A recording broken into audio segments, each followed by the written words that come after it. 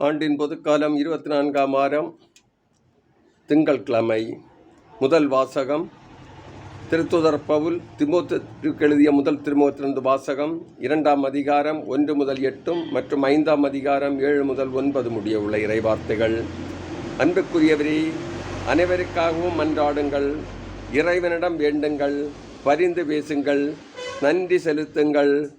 முதலில் நான் உங்களுக்கு தரும் அறிவுரை இதுவே: இறைப்பற்றும் கண்ணியமும் நிறைந்தவர்களாய் தொல்லையின்றி அமைதியோடு வாழ அரசர்களுக்காகவும் உயர்நிலையில் உள்ள எல்லா மனிதர்களுக்காகவும் மன்றாடுங்கள். இதுவே நம் மீட்பராகிய கடவுளின் முன் சிறந்ததும் ஏற்புடையதுமாகும். எல்லா மனிதரும் மீட்பு பெறவும் உண்மையை அறிந்துணரவும் வேண்டுமென அவர் விரும்புகிறார். ஏனெனில் கடவுள் ஒருவரே, கடவுளுக்கும் மனிதருக்கும் இடையே இணைப்பாளரும் ஒருவரே. அவரே இயேசு கிறிஸ்து என்னும் மனிதர்.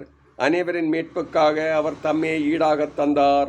குறித்த காலத்தில் அதற்கு சான்று பகர்ந்தார். இதற்காகவே நான் நற்செய்தி அறிவிப்பவனாகவும் திருத்தூதனாகவும் விசுவாசத்தையும் உண்மையையும் பிற இனத்தாருக்கு கற்பிக்கும் போதகனாகவும் ஏற்படுத்தப்பட்டேன். நான் சொல்வது உண்மையே, பொய் அல்ல. எனவே ஆண்கள் சினமும் சொற்பூசலுமின்றி எவ்விடத்திலும் தூய உள்ளத்தோடு கைகளை உயர்த்தி இறைவேண்டல் செய்யுமாறு விரும்புகிறேன் என்றார். ஆண்டவரின் அருள்வாக்கு. இறைவா, உமக்கு நன்றி.